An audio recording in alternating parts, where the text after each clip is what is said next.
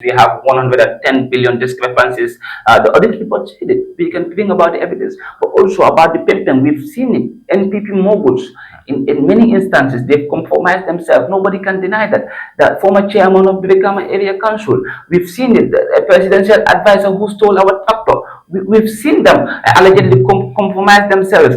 And these are all things that are put as a reckoning in one of the pieces. But then as time goes on, we will delve into that.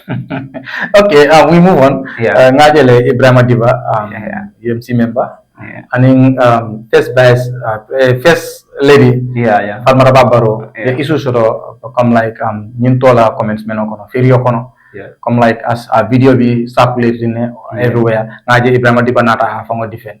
So come through Ibrahim Dibala self-defending. Njikira ko yedo mondi moyjel and you know something about it through your own investigation or research regards to that matter. So what is your say on that? Okay, my say on that money kita wala minti. Ibrahim Diba katambira kata akafe cross ndung. The first lady happens to be there, according to narration of Ibrahim Diba and the head of security, right? Kabi Ibrahim Diba nada first lady ya kala ko Ibrahim Bijela aya kumande ako aya kumana ko kaya na ako itele kontere intele nyin neki kadani ko ka letter safe ababol ya kadani arabol dan. Yeah, exactly. Ibrahim Diba ko, allow me to explain.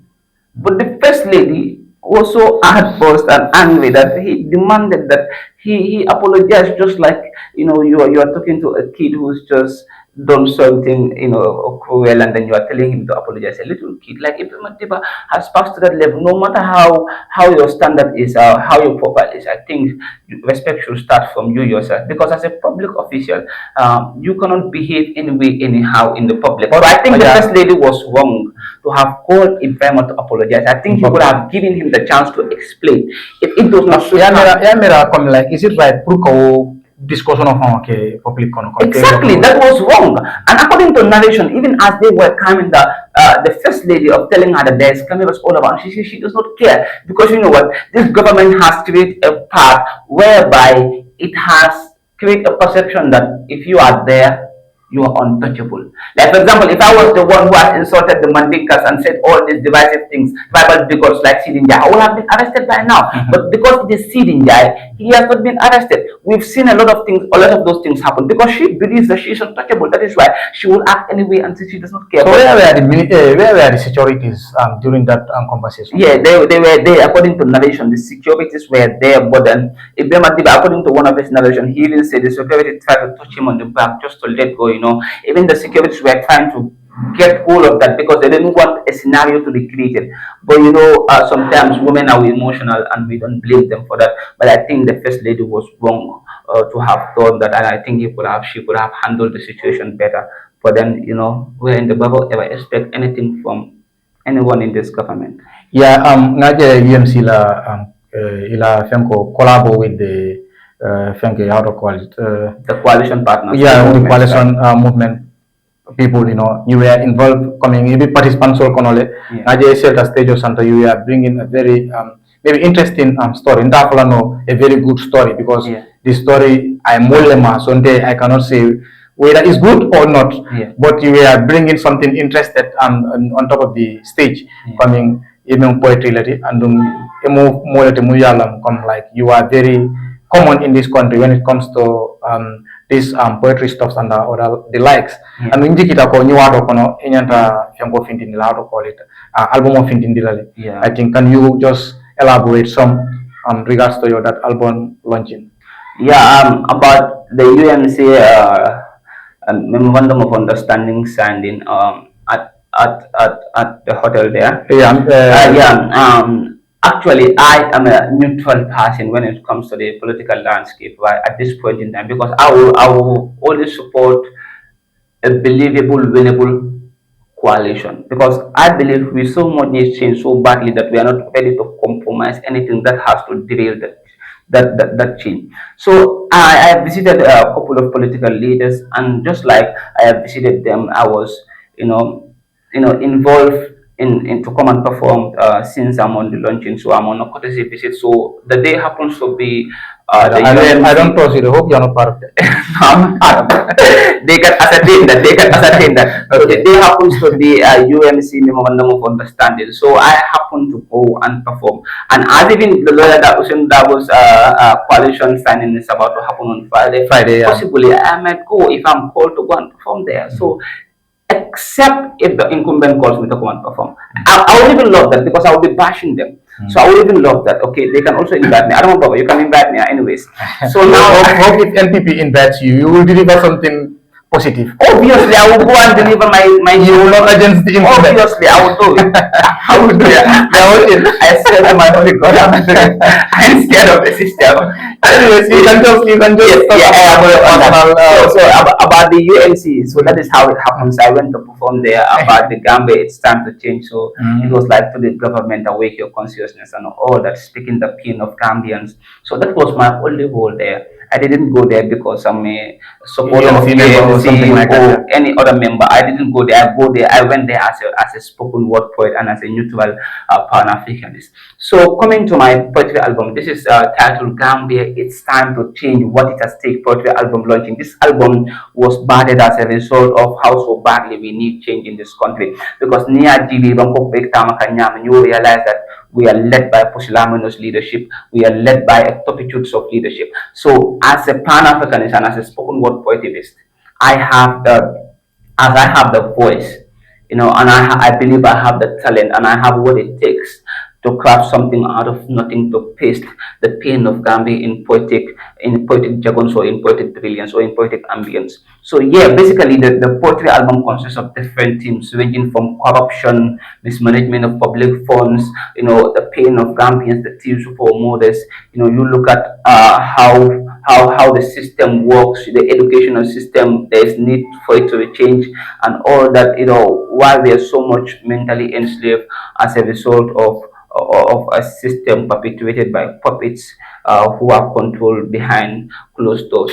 Right? So the poetry album consists. These are the themes of the poetry album launching. So the poetry album launching is about to happen as soon as late September or October. Right? That is the target of the poetry album, and then we are gonna be doing it at either Abujan Theatre or Semeka Jani Hall. So this poetry album, like I said, it was parted as a result of the current condition of the Gambia and how we've been seen, how we've been led. So I believe my voice matters, our voices matter, and as a youth, I believe we deserve to be heard. So in the poetry album also, by God's grace, we're going to be invited each and every political party to come on board and hear what we have to say, so that possibly tomorrow, if they're there, they can be careful of how they handle the affairs of the nation, that there's a trust entrusted with them, and that trust shouldn't be betrayed at any point in time. Just like Adam Baba has betrayed the 3 years Jotnat trust, just as he has betrayed promising that he will lead for just 2 terms, just as he has championed 2 terms in the campaign in 2016. We have seen he is dying for the 15 years now.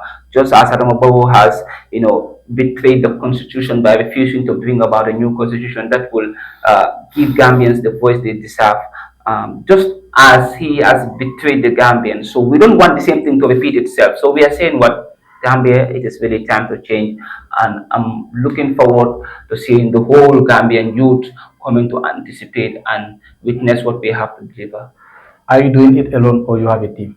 I have a team. I created I pioneered a Pan-Africanist poetry movement dedicated to the awakening of the consciousness of the masses, dedicated to raising the voice of our ancestors high, dedicated to embracing our culture, embracing our identities, dedicated to the emancipation of the black people.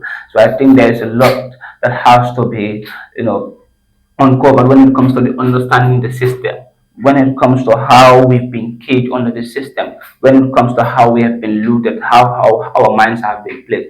So the poetry, the team basically has to do, advocate in that era, in that junction, in regards to not just Gambia but Africa at large. So I'm building it with my team, but I'm the leader and I'm the founder of the team. And as it stands now, we are on our courtesy visits, we are on the preparation, and we are on rehearsals, and Gambians can hear anything from us from now on.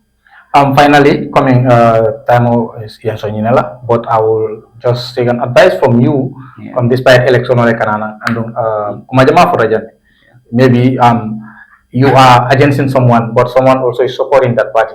Mo asabole nyama dal. So obviously, what is your advice? Because ngajele sometimes politiko na kananang wala campaign na kananang isu jamal kasoro. Sometimes nakake badingol fangol tamang tema isu. Because ite ninde sike badingol ite jana support, ite nga jana support. Nga misunderstanding so na ke isu. Anong election is only one day.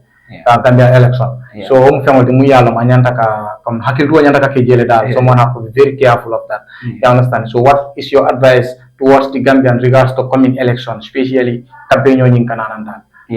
My advice to all Gambians is this: let's remain peaceful, let's remain obedient to the law, because at the end of the day, election comes and go, but we are the people who remain, we are the people who interact, we are the people either related by blood, by religion, by ethnicity. Politics shouldn't be a way that we ought to think about our division. I think it is human to have different taste of vying for any political party of our wishes. And I think Gambians should also be careful of the language, especially the political leaders, because we've seen Sidinja, not just his saga. He came here, Abuko here, and he was doing some tribal bigotry. And I say, Deputy Speaker, I think that is so low of him to do. So I think the NPP camp, they are the most people fond of thinking about this tribal don't specifically. It's not only that. It's not only that. I'm coming. They're the ones fond of doing it. We've understood quite a lot from UDP camps. We've seen some tribal sentiments, not just from UDP, but from other political parties as well.